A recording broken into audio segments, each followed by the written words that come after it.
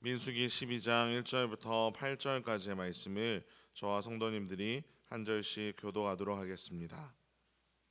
모세가 구스 여자를 취하였더니 그 구스 여자를 취하였으므로 미리암과 아론이 모세를 비방하니라.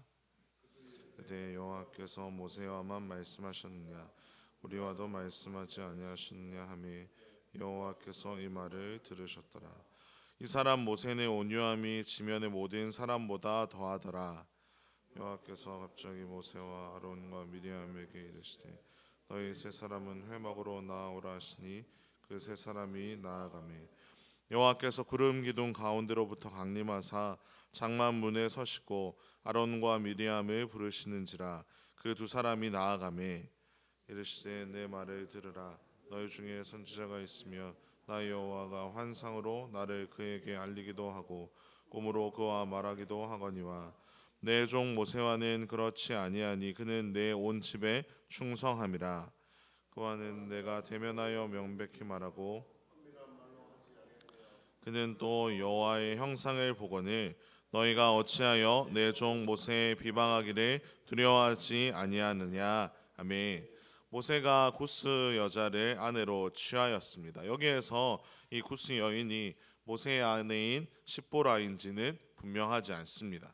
성경에서도 이 사건에 대해서 구스 여인을 취한 이 사건에 대해서 명확하게 평가를 내리고 있지 않기에 우리 역시 이것이 옳다 그르다 평가하기는 어렵습니다.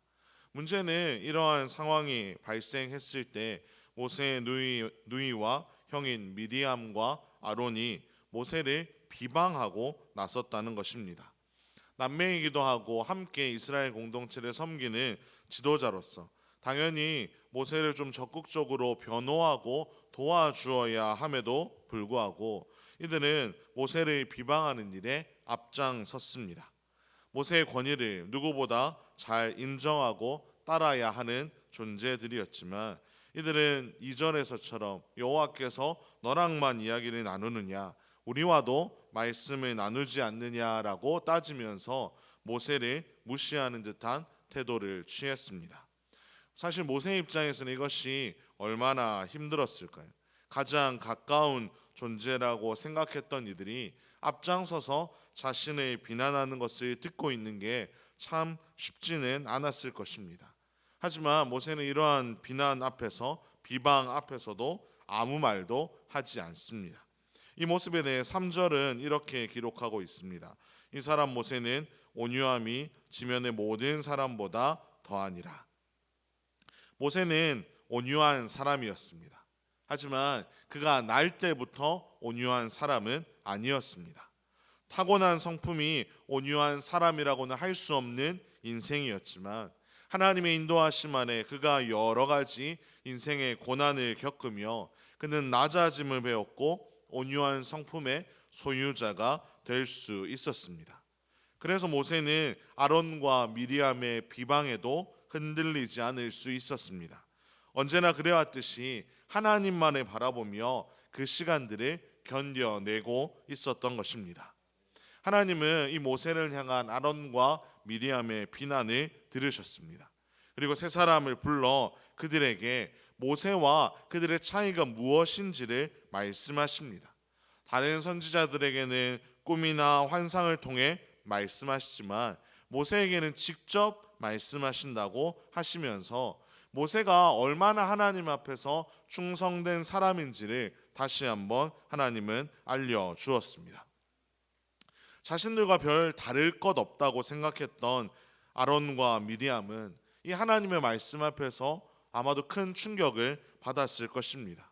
자신들이 얼마나 잘못 생각하고 있었는지 그리고 하나님이 그들에게 어떠한 잘못을 하시는지를 알려주는 것을 들으며 그들은 정말로 마음의 돌이킴을 가지게 되었을 것입니다. 우리가 함께 읽지는 않았지만 10절을 보면 결국 이들은 하나님의 진노로 인해 나병에 걸리게 되었습니다. 자신에게 맡겨진 역할들을 바르게 감당하지 아니하고 겸손하지 아니하고 교만하여서 하나님께서 세워주신 지도자를 공격하였던 그 결과의 끔찍함을 우리는 보게 되는 것입니다. 사랑하는 성도 여러분, 우리가 나아가야 할 방향이 이 모습을 통해 분명하게 보이지 않습니까? 오늘 본문을 통해 모세가 보여준 이 모습이 정말 하나님 앞에서 하나님이 인정하시는 성도로서 사람으로서의 삶이 어떠한 것인지를 우리는 명확히 알 수 있습니다. 그것은 바로 온유해야 하며 충성해야 하는 것입니다. 온유한 사람은 절대로 상황에 흔들리지 않습니다. 상황에 민감하게 반응하지 않습니다. 쉽게 흥분하지 않고 모든 상황을 견디어 냅니다. 왜냐하면 하나님이 모든 것을 다 아시기 때문입니다. 내가 어떻게 살아가고 있는지 하나님이 아시기에 사람들의 말이나 사람들의 평가에 요동하지 않을 수 있는 것입니다. 또한 충성의 사람은 언제나 흔들리지 아니하고 하나님이 맡기신 일에 대해서 최선을 다할 수 있습니다. 내가 하고 싶을 때만, 내가 할 수 있을 때만 하는 것이 충성이 아닙니다. 내가 하고 싶은 정도만 하는 것도 충성이 아닙니다. 상황이 어떠하든지 내 감정이 어떠하든지 하나님이 나를 부르셨다면 그것에, 그 명령에 최선을 다하는 것이 충성입니다. 그래서 사도 바울 역시 고린도전서 4장에서 이렇게 이야기합니다. 맡은 자들에게 구할 것은 충성이니라. 하나님은 언제나 우리의 삶을 주목하고 계십니다. 교회에서 이렇게 예배드릴 때만 우리의 삶을 주목하시는 것이 아니라 우리가 깨어서 잠자는 순간까지도 하나님 우리의 삶을 세밀하게 간섭하시고 주목하고 계십니다.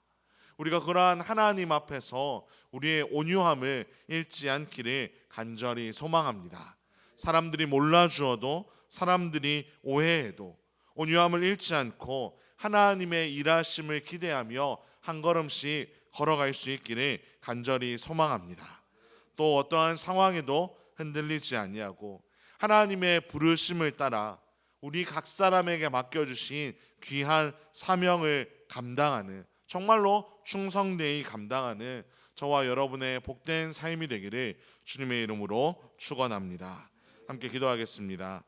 하나님 아버지, 오늘도 우리에게 말씀을 통하여 우리가 나아가야 할 방향들을 알려주시니 참으로 감사를 드립니다.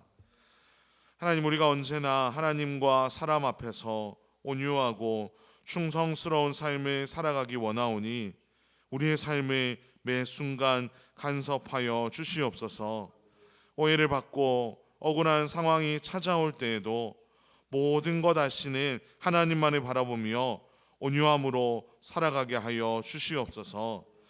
또한 어떠한 상황 속에서도 하나님께서 우리 각 사람에게 맡겨주신 귀한 역할들을 충성되이 감당하며 살아갈 수 있도록 하나님 우리의 삶에 정말로 하나님의 은혜를 넘치도록 허락하여 주시옵소서.